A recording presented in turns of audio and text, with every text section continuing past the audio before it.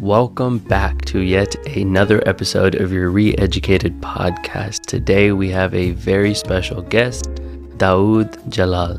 He is a fellow at the Palace Foundation, where he focuses on the intersection of emerging technologies and national security, contributing research and policy insights in Washington, D.C. I actually met Daoud at Georgetown and was able to spend some time with him at an event that he hosted as a fellow with Abrahamic House. It was an event where there was a group of us all coming from different ages, backgrounds, faiths, to come and discuss a topic over amazing food. This particular event actually inspired so much of the work that I do now, and I'm really excited to get into it. In addition to his work, Daoud also has extensive experience working across over 40 districts in Afghanistan, where he specialized in public-private partnerships, development, and security challenges. How are you doing today? I'm doing great. Thank you so much for having me, Gautam. It's been a while that I've seen you in person, but good to see you over the video. Yeah, I think that's the fascinating thing about moving, where you build a whole life in a world and you know all these people and there's familiar faces, and then you move and then it's as if you have to reinvent yourself all over again. And it's so amazing to see you again, because we had spent so many different periods of time together, and I had always seen your face, and it was always nice to do a bunch of those different activities together. But now seeing you again a year and a half later has been quite surreal for me, but it's making me just reflect back on Georgetown and my time in DC. But since then, you still live in the same area, or how's it been for you? Everything has been good. Almost. I've recently moved out of DC, just on this side of Virginia in Arlington. But I do go back to DC almost every day. So it's been nice. It's been nice. Yeah. So your first big move was when you had first come to the States, is that right? Yes. Yeah. I first moved to the States in 2022 February. Yeah. And so was that your biggest move to until then? Absolutely. No, absolutely. That was my biggest move. Big shift and almost sudden, right?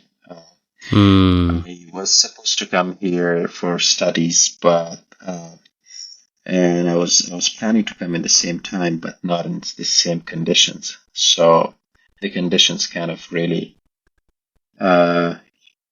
it changed a lot of things.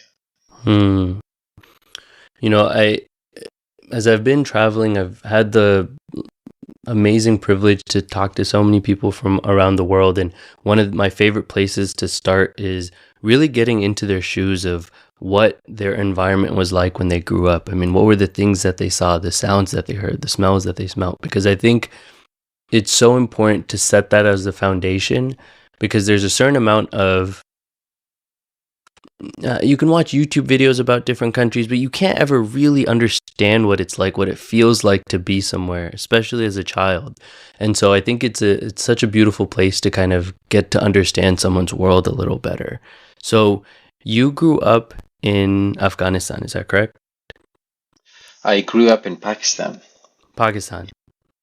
And then you had moved over to Afghanistan a little later? Yeah, so that's there is definitely beauty into those things, but countries like ours, there's also a lot of misery in it as well. I didn't have the opportunity to grow in my own country because we were refugees because of war. So I was actually born in Pakistan and then lived my first years of life there. I was born in a refugee camp, but then later on we settled in a different area and did my until the high school education there, and then I moved for my undergrad experience to Afghanistan. And so where in Pakistan did you grow up? I grew up in Peshawar, which is mostly the Pashtun side of that country. It's the Pakhtunkhwa is called the whole province. It used to be called NWFP, now Pakhtunkhwa, which is mostly the Pashtun. So since I'm a Pashtun, most of the Pashtuns who would migrate seek refuge in a different country during those days of war from Afghanistan would end up going to Pakistan and either Quetta, which was also a Pashtun region, and Peshawar, which I was where I was born. Hmm. I've read a few books and I've heard um, people talk about Pashtun, but I'm very curious to just like if you could expand a little bit more about what that term means, and it's a type of people as well as a language, correct?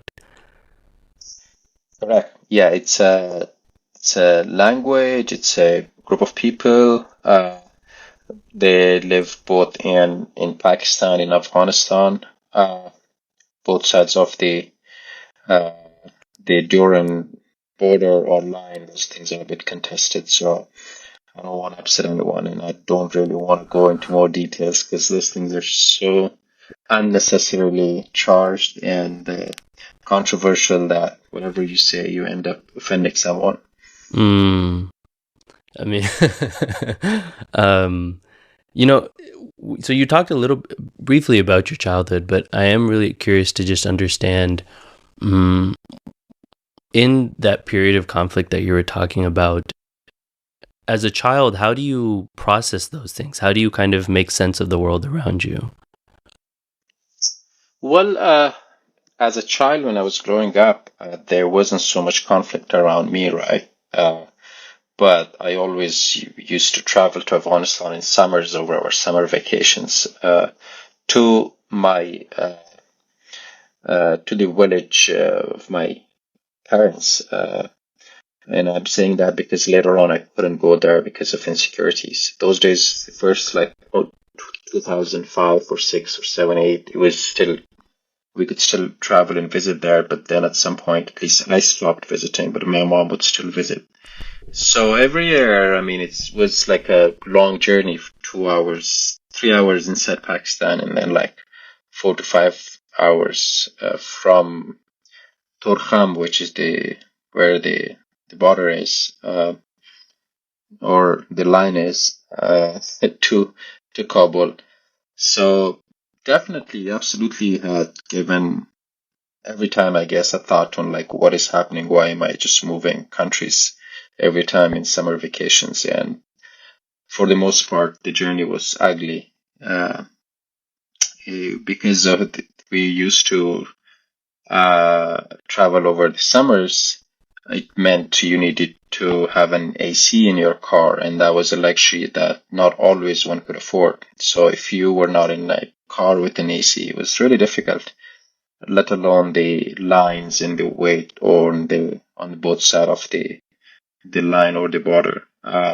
So it definitely kept me thinking every year of why is this what we're doing? Why aren't we just somewhere settled and live there? Hmm. Yeah, I mean, I think when you're a child, it's interesting because, there was a quote that I had recently seen that talked about how children are phenomenal at processing and navigating through traumatic experiences. But it's really interesting because when you looked at the dialogue that happened under, it was a lot of just like kids are able to do it because they just store it somewhere deep in their mind somewhere. They don't even really think about it, and then they just process through life. And then it shows up in all these unique ways as they get older. And it's not necessarily that they're so good at handling it, but it's something that's just not debilitating the same way it can be for an adult. But it is really fascinating how children who grow up in different environments, you can be exposed to such massively different realities that it's sometimes so hard to even fathom that, which is why I'm really curious to understand a little bit more also about what your early educational experiences were maybe like, growing up in Pakistan. Yeah, so my early education is, I think, one of the central part of who I am today and how it kind of, defined my course of life. So I grew up and lost my father very early. I don't even remember him. There were some funds left by him, which were, uh, for the most part, used in my education. So I went to a good school in Peshawar, Pakistan. a really good school, and I miss it. I miss the time there, and uh, but my sisters didn't go to that school because they were somehow secondary to me and everything. So they went to a Farsi medium school, and I was in an English medium school. Uh, and it was beautiful. I mean, I grew up in a really good school. I studied in a good school till like my seventh grade, where there's this ugly thing happened when we had like two principals, and one of them wanted to just split up things. And this was this huge property, and then they sold that school to another school, which was way more stricter, less liberties, more conservative, and it just affected everything so much, and to the point that I just couldn't stand it, and I changed. I went to a different school, and since then I just never had the experience of my early years of schooling. But all in all, I think my first years in school really, really shaped me in beautiful ways. Hmm. When you say that that was amazing schooling, what particularly about it do you feel like worked so well? Well, so it was extremely uh, liberal in a place where we didn't really practice that sort of life outside the school, right? So we had lots of interactions with girls. Our teachers really, really cared for us. They were all extremely caring, and we used to have so many activities. I still remember I played a role in Macbeth, Shakespeare's play. It's just funny because you don't really, I never had really learned about Shakespeare or like had read his books, but all of a sudden I found myself in this play.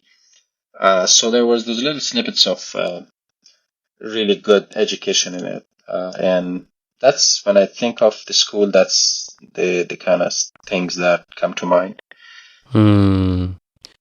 When you were being educated in that particular system, did you start to notice a certain sense of disconnect between the people who went to the types of schools that you went to versus the people who didn't? Uh, I wouldn't say it that. Yeah, yeah. So we had neighbors who went to a very, different sort of school, and I remember over our summer vacations when I came back from Afghanistan, and I had done part of my homework for the vacations, but my homework consisted more of like, little projects of building a little factory or drawings and things like that. But because we used to go to Afghanistan and nobody really cared, and that I didn't care either, and so I never really finished all of it, unfortunately, now that I think of it. But so I would still ask my neighbors that how are you doing? Well, how are you doing on your summer vacation homework? And so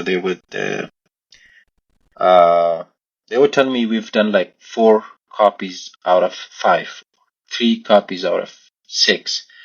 And so once I asked them, I'm like, what do you actually mean? And one of my friends told me, my neighbors, that we just have to copy the book to our notebook. That's our summer vacation homework. And I was really surprised. Even I was very young. I was like, that's not helpful. Like in the ways that I used to do things, right? So that was an interesting observation when I had that one very early in life. But apart from that, yeah, I used to go to my own school, and uh, didn't really those days didn't really think more than that of it. Yeah, didn't really Hmm. compare it. Yeah. I think it's so fascinating because you specifically use the word liberal education, which when I think about my early education experiences, I never use that adjective to describe my education. And I think it really shows the contrast of like where if that's just what you're expecting, it's not something you would label it. But it seems that so when you say liberal education in specific, what did that look like and what did that mean specifically? Yeah. So again, you asked me the question of what did you actually thought of your education back in the days. But now that I look and reflect on it, I can put it in a different perspective, right? In context in some ways. So, by liberal, I mean, you tend to use these words because it's not so common. And then once something is not common, then you kind of use it if it actually exists because you actually value it and cherish it and like try to keep it, right? So you end up using those words more than you should. And I gave it a little thought in mind. I was like, should I use the word liberal? Is that the right word? And I think it is. Liberal in a sense that I still remember playing basketball with one of our relatives who is now married, lives in London. She has like 3 kids. And the only place that I ever saw her was at that court playing basketball with her. That's it. That's where I saw her. Uh, and that wasn't the case in a lot of other schools. And even mine later on, as from grade 8 to like 12th, I never had that experience. But in there, I had those things. All of my teachers were women. They never wore any scarf.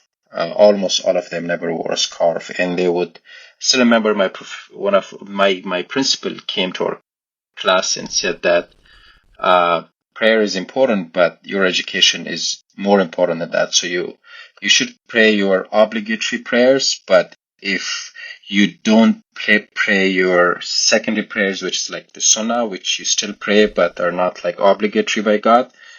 If you have homework, so if you had to weigh it and compare it and go for one, you should go for the homework rather than the secondary prayers. I still remember she saying that. And so those kind of things is what I call liberal. And I never met my relative again, and that's kind of sad. Yeah. It's fascinating. I think I'm really glad you brought up religion because I completely forgot about that dimension of schooling because even in the States, there are a lot of religious schools, but they typically are private schools and not too many people go. It's not a huge part of the mainstream schooling system, but I'm really curious so were most of your schooling experiences intersected with religion as well, or were they separate entities altogether? So when I said like I had a really good experience back when I was a kid, that's where it wasn't really dominant, right? We had, of course, religious studies, Islamic studies, we used to call it, as a subject, and some of the subjects both in English and in Urdu's courses were based on our religion. But it changed when our school was, acquired by a different school called Cordoba, which is actually Cordova. Uh, uh, and that school was very, I don't know what's the right word for it, but it was more religious, of course, than my previous school. So I remember our our teacher had like very long beard uh, and we didn't have that school had traditional clothes rather than a uniform with the jeans. So that was a very good indication of the change in both of those schools. And now something funny is coming in my mind is that in my 11th grade, I remember my Islamic teacher. I'm saying professor because I just graduated from Georgetown and that's in my mouth. And it's strange that the word teacher is going out of my memory. But one of my teachers in 11th grade literally said that in this world everything is with the Westerners. Everything is with them. Good weather is with them. Good food is with them. Good beauty is with them. He used beauty as a word, which of course whatever he meant by it, it was a whole class full of dudes, no girls in that class. So, and that really, I always think about that sentence that he said, and it somehow I always treated it as something that he actually really wanted it. He really wanted it, good food, good weather, and maybe a good, beautiful woman, which he never had. So he just would say this, but and then he would be like, but they don't have the afterlife. So don't worry about these things. Focus on your afterlife. So over the years, from my first grade prep two, where I started, and then first and second till seventh, I was in one school, and then from 7th to 12th, I was in two different schools, and both were like the same. What kind of made the difference was that both the principals of my first school were highly educated. They were both educated in the USA. Very liberal woman, really working hard to create that sort of an environment in the school. I was like drawn into your story. I was just thinking about what that would have been like. But I'm trying to connect back to religion. But what did you feel when you were learning science, or did religion play, like, did you ever come across points where what you were learning in school contradicted maybe what your religion was saying, or were they often like seamlessly like linked so that never happened? I mean, now that I look at it, it was because it started in like grade 8 and all, with all the theories, the Darwin's theory, in biology mostly. It's just that the level of the caliber of the teachers was low enough that they couldn't actually tell us really in detail what Darwin actually said, so that maybe she could at the end of the day rebut it with like an argument of her own, which I'm pretty sure that would have been Islamic, because they were all religious people. So it just never came to the surface because we never really read it in a way that we should have, and that could have actually prompted us to ask questions, right? When it comes to those things, yeah. So for the people who you grew up with, what were kind of the expectations? What were people's desires? What did they want to do? What was the purpose of education, did you feel? Depends, like different ages, right? What ages are you trying to ask? Like ninth to 12th grade, around that time. Okay, that helps. Well, 9 to 12, again, like I'm sure you're quite familiar with the concept of either being an engineer or a doctor, right? Because in the 10th, 11th, and 12th grade in Pakistan, they actually, separate you based on your arts or sciences kind of majors. And then I remember a lot of my friends going towards the engineering side, and some of us, including myself, we went to the biology side. And so for 2 years, you're basically studying more bio-related courses than math or physics. And because there were very less prospects, or, of course, the thinking ahead, or like really having a vision, and those conversations didn't really exist. So it wasn't something that we really discussed, but I could see that some of my friends would have wanted to become engineers. Yeah, something like that. Did you want to go to university, or was that part of the educational plan from a young age, or was that something that only became more realistic as you got older? No, all of us wanted to go to university. That was out there. Like the fact that you need to study was still there. So all of us, including my friends, we were definitely going to universities. Did we knew what we actually wanted to study? Not really, but we definitely wanted to go to university. So then you went to university back in Afghanistan. Yes, that's where I actually moved to Afghanistan for my undergrad experience permanently, and said goodbye to Pakistan. So I'm really excited to travel at some point to that region, just because I feel like I'm so ignorant. It's something I'm just learning nowadays too. I mean, now that I'm spending some time in Japan, how ignorant I was about the culture and what people were like and what people did. And there's something so liberating when you end up somewhere and you're like, like rather than understanding everything only through the lens of the media, which often has its own kind of bias to praise or to bring down a certain area. It's so nice to be able to build your own understanding of any given region. And so I'm quite ignorant of both Pakistan and Afghanistan, but I'm really curious, what were some of the biggest cultural differences that you noticed when you made the transition? Yeah, I mean, first, if I am an advocate for anything, it's just to move and go to a different place and try to meet new people. And I've learned it myself inside my own country when I traveled and saw how different things could be in your own country rather than just different parts of the world.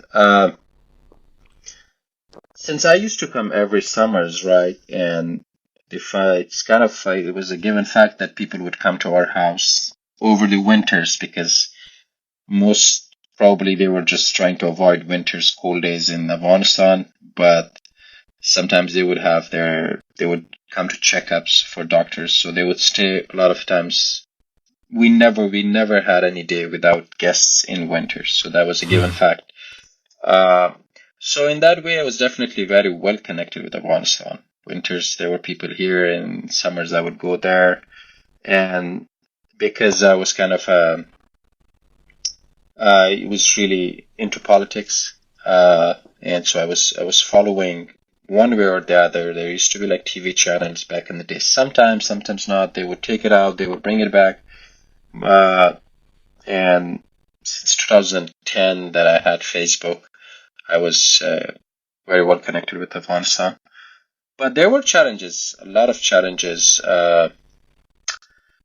starting from my getup, which was more Pakistani in some ways, the way I used to wear clothes. Uh, I just couldn't really understand a lot of, uh, cultural, you know, what is that word for it? Anyhow, it will come back to me. There were things like, it's a funny one, but everywhere in Kabul there used to be these big, not billboards, just like writings on the wall saying Azogam, Azogam, and for a year I would see it with Azogam written in their phone numbers everywhere, and I was like, what the heck is this? And since the country was developing, it was actually this the asphalt kind of thing that they put on the roof, on the ceiling, so that the snow doesn't really get in, which was something every house was trying to do in Kabul, and everybody knew it, but I didn't because I'd never seen snow, right? And so that was funny to know. Like I still remember my cousins laughing at me that you still don't know that. Or there was uh, the barber shop is called a Salmani in Afghanistan. It's a Persian word. And so there's this very famous Indian actor called Salman Khan, right? Uh, I don't know if you know him, but so I went to a Salmani, had my haircut and come back, and my uncle was like, "Where did you go?" And I told him that I went to the Salmani, and he was like, "Yeah, but Salmani?" I was like, "I went to this Salmani." So the whole time I thought the Salmani was actually based on that hero's name, and Oh, but yeah, okay. so I didn't realize that Salmani is just a barber shop. So those kind Yeah. of things were there definitely that I had to adapt to. So they were smaller, so it seems like culturally they're more similar. Oh yeah, definitely in terms of like both side of the both in Pakistan where I lived and in Afghanistan, Pashtuns. I always lived around the Pashtun areas, and Mm. so it wasn't such a huge challenge, I would say. Yes. So you were in the university when the political regime shifted. Um, what was that like at the university itself? So I wasn't there when the regime changed. I was in I was graduated in 2019, so it had been a while. I was there when a very horrific attack happened there, so I was there for that one. But it still really impacted us in a lot of ways because we were the students of the American University of Afghanistan. In a lot of ways, almost all of us felt extremely unsafe all of a sudden, and all of us were trying to find ways to get out. And there were like the students in there who were kind of the priority to be evacuated, and a lot of them were to different countries: Egypt, Qatar, Central Asia, Kyrgyzstan. So definitely I had a lot of friends still studying, but all of us were in it together, and we were really shocked, definitely. Did you, because you were involved politically, did you have any inkling that would be what would happen? Well, I wasn't working in politics or anything, and the politics of Kabul were ugly. It was the smart thing was to stay away from it. Did I knew that something like that is feasible? Absolutely. And did any one of us knew that it would be so quick? I don't think so. No, I just didn't expect it to be so soon or something so dramatic. But yeah, you could see a lot of those signs. So after 2021, is that when you kind of were like, okay, now I need to come, like you needed to leave, and is that what prompted you to then come to Georgetown, or was that already kind of in the works? In some ways it was in the works, actually. I was looking into schools and trying to pick a few and to decide which one I would actually pursue to start working seriously on the applications. And but once that happened, it kind of changed everything, right? And so I got an offer very early after the attack, very, very early, but I just couldn't find time for that semester. I could have joined in the same month that of the collapse if there were the means of getting a visa and everything. Yeah. You know, I mean, I'm so interested to hear a little bit about what your time in Georgetown actually was. So this was the first time you were in the States when you had come. Did you fly straight into DC or did you fly into New York? Yeah, definitely. This was my first time. I went to Pakistan from Afghanistan to get a visa, where I got myself an appointment, lived there for a while, got rejected the first time, and reapplied, and yeah, got my went to the counselor again, and then the counselor this time being a woman. She took my documents, and then so they either kind of reject you or give you the visa or take you to this administrative process, which is like, they're gonna look into it and then let you know. And so this time I went into the administrative process, and it you never know how long does it take, when is it gonna happen. So it's just that one is the worst, honestly. It's worse than the rejection. So in a month, then I got my visa and I sent my passport to them, and they stamped it and gave it back to me. And so I came here in February 2022, landed in DC, and yeah, that's how my journey began. Which airport? I'm just trying to think what the first thing you saw might have been. Dallas? Okay, cool. Yeah. Yeah. I was in Dallas and came out with friends who were already outside waiting for me, and then the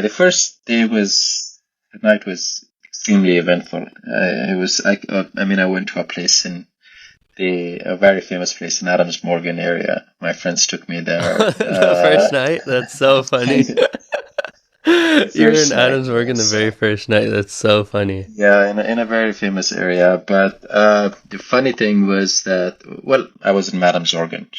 The funny thing is that some of my friends were there, and I was shocked to be in that place at that the first night in this country, but they were way more shocked than I was for knowing that I just came from essentially Afghanistan. Yeah. I mean, that I think is one of the most, mm, it's, I would love to just, I wish I could just for a second plop out of my head and get into someone else's and just experience what that's like, because culturally, I remember so I was in India for 7 months, and even that isn't that long. But it was long enough that my mindset had shifted into to to fitting into that area, and I got used to everything there. And I remember when I got on the flight to come back to the States after those 7 months, like the first thing that came into my mind, I was in the Chennai airport, and I was wearing my dhoti, and I was feeling so comfortable, and I was like, this is great. And then I got on the plane with all Indians, and then I got to Singapore. And immediately when I stepped out, all of a sudden I was like, whoa, like nobody's wearing the same clothing that I just saw 5 minutes ago. No one thinks the same that they were thinking 5 minutes ago. Like, and then you fly, and then you come to the US, and you realize your mindset has to shift so much to now like take into account the new reality you're now like given. And I was only there for 7 months. If I had, only lived there and been brought up there, to then, like, for my parents, for example, to immigrate here, there are so many things that you have to adjust to, that to understand the American way of living, because it is so contrasted. It's really different. And so I'm really interested to hear, one, were you exposed to a lot of American American content back when you were in Pakistan and Afghanistan, or was a lot of the music, the food, was everything completely new? Yeah, unfortunately, like one thing that kind of, really sets you apart as an international here is if you know the music, right? If you know the music, things become really easy for you. Uh, since your podcast is, of course, about education, I still remember the first week at Georgetown, they were talking about diversity and giving us numbers and all that stuff. And at one of the orientations at the last days, so there was this fun activity where we had to guess songs and something like that in this huge room with a lot of people. And songs were all English songs that are only understandable for a segment of that room. And somebody was sitting behind me. I was like, man, that's too much for diversity.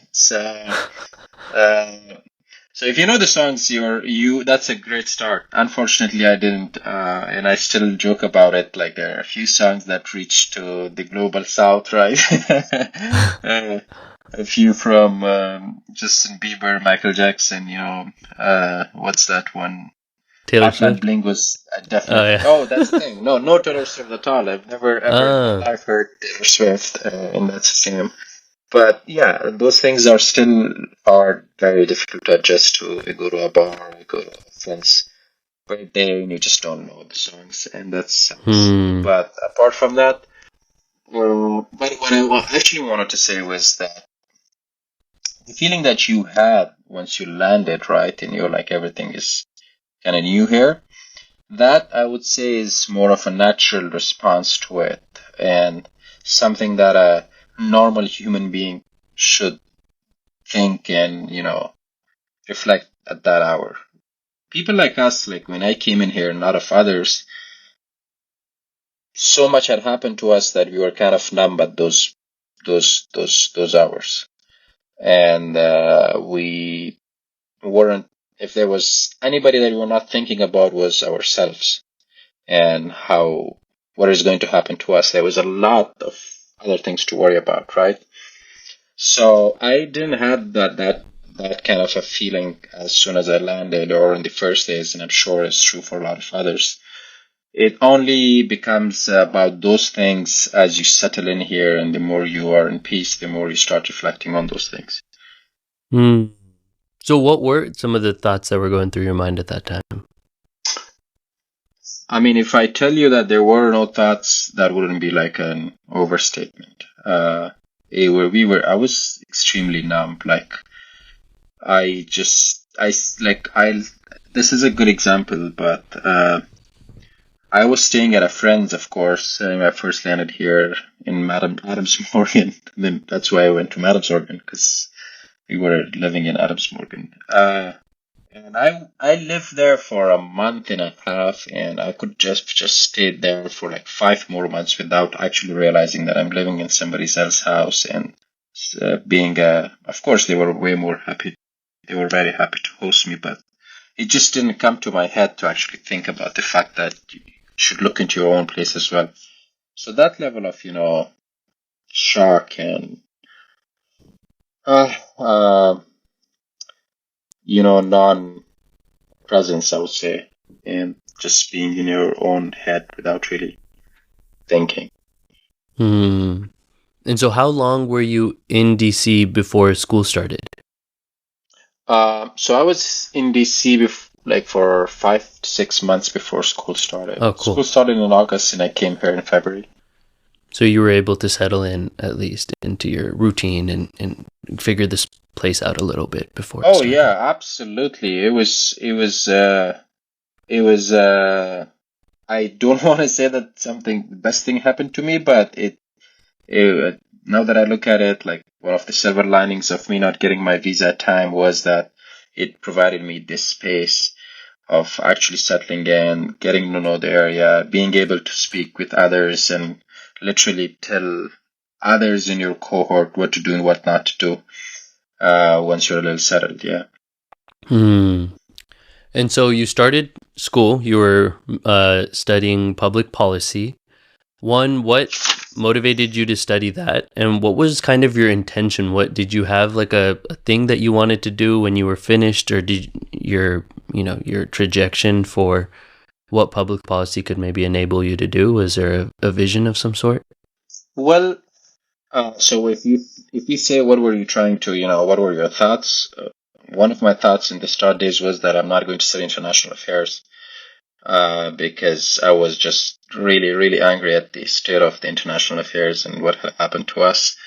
I'm saying this because I was a full-time student of foreign service, the MSFS, which is this international relations degree, and I just told them that cannot pursue this at this hour because I was just not ready for any questions. I didn't want people asking me questions about Afghanistan and how did that deal look for you and those kind of questions. I wanted to avoid it. And so I chose a different route. I went to public policy, which I think you know better is very American focused here, right? So it wasn't, I would say, like my first choice. And it's somehow a necessity to just change route. And I think now that I look at it, that was one of the best decisions that I ever took. Public policy was nice. There was so many different sort of people in there. Learned so much new things, including statistics and econ. Yeah. I mean, I think that was one of the coolest things when I think back to Georgetown, just how diverse.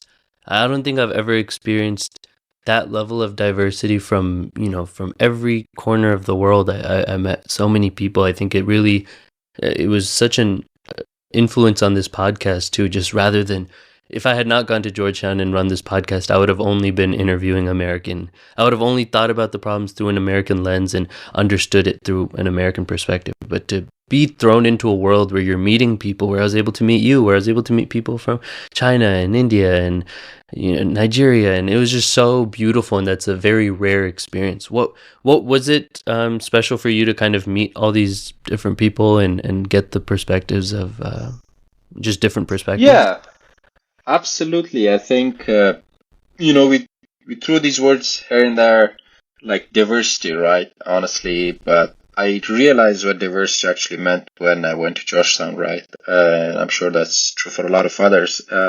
In a sense that literally I was talking to a friend of mine who's from Argentina about one of their economic policy. And so I was like, okay, cool, good insights. And next day I am talking to another Argentinian about the same policy, but a completely different perspective. And next day I'm talking to another Argentinian with a completely different perspective. And then I was like, okay, this is very interesting. Not only are you discussing a policy of a different country, but you're actually talking about it with three different perspectives from three people inside that country. So, and that's when I realized what actually diversity meant.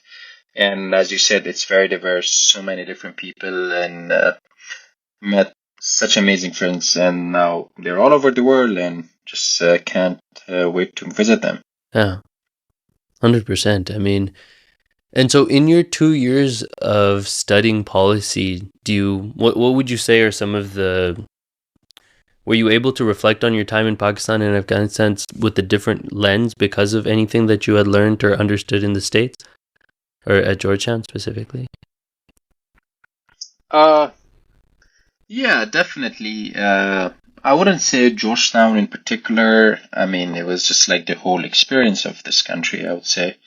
And I've been extremely fortunate enough to have a good one. I mean, I've tried my best to have a good experience. And what I did over the summers was I made a Instagram post of all the places that I visited, like museums mostly. And I was just messing with my friends and wrote that thank you so much to this person and this person that for they helped me to get this fellowship over the summer break. I'm very thankful to them, and that I learned so much in these in this internship. And literally, my friends reached out to me. They were like, "What kind of internship was this?" I was like, "I was just commissioned to go around DC," and I've written all of that in my post. I was like, I was commissioned to roam around and see all the museums, monuments in the city. So I did that. I mean, met so many different people from this part of the world, got to know their culture, their values, of course, and that has definitely kept me thinking about like so many things that could get better in our parts of the world. Mm-hmm. What are some of your insights? Mhm. Well, one of those insights would definitely be the fact that foundations really matter, and that there needs to be a lot of thought given into the foundation of a country. And I've started to find it very upsetting to see people coming from a lot of the, those parts of the world here just for studying like public policy, for instance, rather than like studying something like law or philosophy. Uh, and I think there's a lot of work to be done in that part of the country to make those foundations way more stronger. And honestly, in some places, just create something from scratch. So that's, I think, one of the takeaways. Like the structure itself upon which the rest of society can then build itself. Exactly, yeah. If you're talking constitution, if you're talking like rights, if you're Hmm. talking the form of the government, structure of the government, all those things, yeah. So what would that look like in any of those countries, and what would it take for that type of change to come about? Well, again, if something that's on my mind, like I have a friend from Israel, right? And he studied with me. And so they don't have a constitution, right? And there were judicial, there were protests against the judicial reforms in that country, right? Very, like 2 3 years ago. Still is a huge issue, and I'm sure you know about it. And so he thought that that was a good time for him to actually get in and like talk about constitution for the like and talk about it seriously, right? So that's one way to go about it. You come here, you learn these skills, and then you go back and see how you could actually create an atmosphere of discussion or see how you could actually implement it. Hmm. Do you have some idea? Are you interested in going in doing some more work in Pakistan or Afghanistan? Well, I would hope to, of course.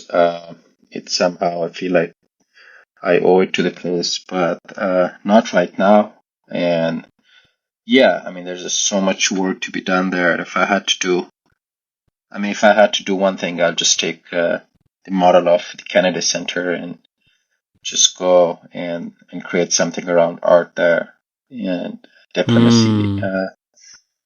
Or I went to New York and I saw Ground Zero and all those big, the large holes created. Yeah. Uh, uh, I would like to go and like create such monuments in Kabul in places where cars were blown and like hundreds of people were killed, just to mark that place and to say that this is a hole, this is something that this is a very ugly land, and let's just accept it for what it was. Hmm. Yeah. I mean that it just reminded me of when I did visit that space, and I mean that's a very powerful monument. Yeah. I mean I think that would be a beautiful idea. So are you, when you think about policy, you talked a lot about foundations. What would you want to particularly work on? So you said monuments, but is there something structurally that you would be keen to working on in specific? Uh, Not really right now, because it's not. That's not the frame of thought that I have right now, right? I'm not going back next year to actually focus on something in that country, right? I'm Hmm. thinking more of building my own self in this country and not really confined by a region, but just being a global citizen, knowing everything you can, understanding different parts of the world and understanding different countries and processes and everything like that. And then at some point, if there is a chance, which I hope there is, I could go back and take all those expertise with me. Yeah. Yeah, I definitely relate to that. One of the really cool things that we got to experience together in DC was the Abrahamic house, which was I would love to hear more about how you got involved in that and what the mission was. But that was the dinner that we were able to have, and we talked about, I think the conversation that we had was about assisted suicide, and it was a really interesting conversation to have these perspectives on from different religious folk and from people who had different experiences. There was this amazing woman who worked in hospice. I don't know if you're still in touch with her, but I have been wanting to get in touch with her for so long. I forgot her name, but she was phenomenal, and she had a lot of interesting ideas about this particular topic as well. So what was Abrahamic House, and how did you get involved? Yeah, I think you're talking about Sophie, and I could definitely connect you with her. Yes, She's a please. friend. Uh, Abrahamic House is a very interesting place in DC, uh, where a Jewish person, a Christian person, Muslim person live together for a year or two. And as part of the fellowship, they have to convene three events every month based on their religion, traditions, faith. It could be anything, even if it's not even religious, anything. So you build that fellowship between the three of you and then open the door for public, for your friends to come and like be part of those events and learn something new and interact and encounter with somebody that they've never done so. And uh, it's, uh, it's sad and really telling to see that there are so many people who haven't really interacted with each other. Like, uh, we interacted with a new culture or a new religion. It's telling, it's sad, and I hope that in the future that is not the case. So yeah, we used to do three events. As you, one of them you had joined us for. That was like the Shabbat conversation club, where we would just sit around Shabbat meal, and the Jewish fellow Austin would just take lead on the religious rituals, and then we would discuss a topic of our own choosing. And that's, I never knew what a Shabbat was before coming to Abrahamic House, but now I love it. I respect it. I've been to so many Shabbats since I Mhm. joined Abrahamic House. So that is the Abrahamic House, yeah. Yeah, I mean, it's such a unique way to work about diplomacy. I mean, just to really learn from people. I'm just so curious, like, that particular model, how effective do you feel like it was for you? And how effective do you think it would be for someone who maybe has more antagonistic views towards other different faiths or whatever? And would it still work as effectively if you put someone like that into that space? Uh, well, it really helped me understand two different religions, and it is funny to see that I think they were more shocked to see me than I was. They're like I knew a lot, but they had some of them had some assumptions that were proven extremely wrong about who I was, right? And that's kind of interesting. But and in terms of your question, I would say depends if the person you're talking about wants to live here or he's just a regular member or just comes to Abrahamic house. But the whole model was set around making friendships and relationships, right? And I think it's I'm sure we have family members that we would never ever in our life agree with and may just fight with on some policy, but you could still talk to them in a different setting and like at least talk to them humanistically and tell them what you actually want to tell. And so that was the kind of space we were trying to create, where you could just come with your whatever opinion you have, but still be we're still open to it, and like we're here to hear you out, and we hope you hear us out too, and create a friendship.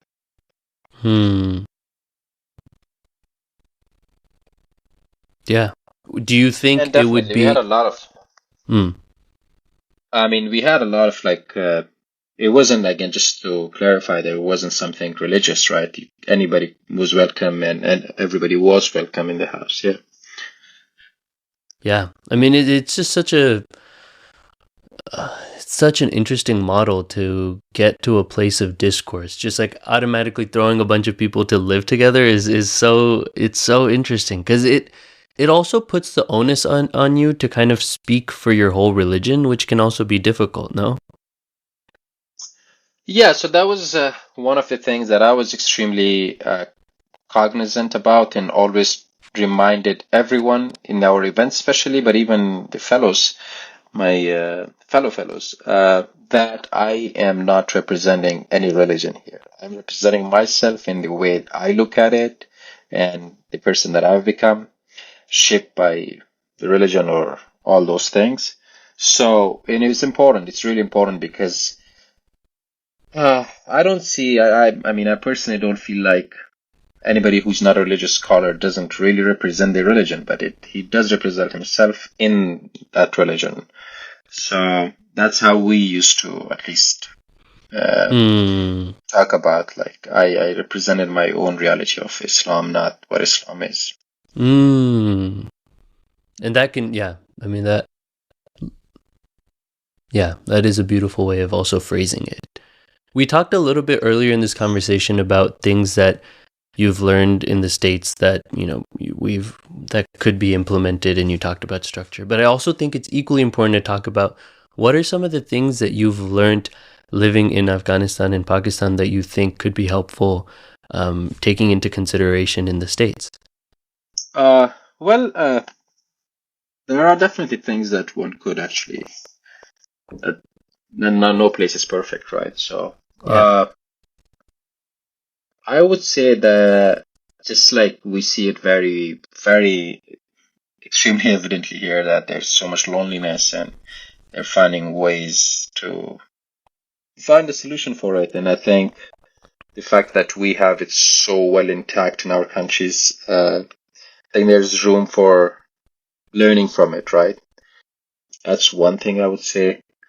Second, and more generally, in one thing that I've observed, and I think that kind of like ties into like this individualistic lifestyle here, is that I've found my own people in Afghanistan more merciful. They may not be forgiving, or they may not uh, really want to hang out with you or anything, but they would still be willing to, in the time of need, do more than you actually expect out of them. And there's a lot of value in that. A lot of value in that. And it's a little chart. That's why I found that that's not such a huge thing here. People really keep to themselves and until to the point that they have to and they can, right? But that's not the case in my country. They see something and they act like, and somehow they're merciful, I would say. I've been experiencing this a lot being in Japan as well. I wanted to first touch on your first point, which is the isolation and the loneliness. What are some of the small, maybe behavioral things that you think people are doing in Pakistan or Afghanistan that make people feel less lonely, that even a small thing that maybe we could do on a day-to-day basis? Yeah, so I can't answer that question. I wish I could, but all I can say is that the fact that community exists and it's a given fact and it's a default really plays into those things. The fact that in here you have to create it, it's almost seems inorganic and can doesn't really go the way it should, right? And so that's like my thing about my take on this this whole issue is that we need to find ways to make it a given thing, a granted thing. In my country, it was a granted thing, right? For generations and generations. Here, I feel like people are definitely trying to find it, have like 1,000 ways for it, but still haven't really accepted the fact that community should be something that exists, that is actually granted. Yeah, I mean, I'm reflecting on what community has meant for me and how it's one of those really beautiful things where community can help you find belonging, meaning, purpose, and it can also be very restrictive at the same time. So finding that perfect balance between the two, where communities can also be so restrictive. So, and those often, I think the reason some places even move to more of an individualistic perspective is because they are fearful of that level of control and pressure that can come from larger communities. But then if you go too far onto one end of the spectrum, then all of a sudden now it becomes so difficult to form meaningful relationships through these larger communities. Yeah. So absolutely. Yeah. No, absolutely. I agree with you on that. And it also is like somehow if you get into a community the way we do it, it can definitely get very unhealthy and it can really, slow down growth. If it's economic, it's like education, all those things. And I was talking to one of my mentors the other day who's actually from Pakistan, and he was telling me how, how in our communities, happiness is actually individualistic, but sorrow and sadness and pain is actually the problem of mine. Even my furthest cousin, I have to find ways to mitigate his pain. But if there is actually a good thing happening with him, that I'm not even invited there. So it was an interesting way of thinking about it, about how a lot of things are wrong there as well, right? So that balance is extremely necessary, and I think the fact that this country is doing well on at least the economy in some ways, right, and is going to give a good thought on like where to find that balance is good. I hope they find it.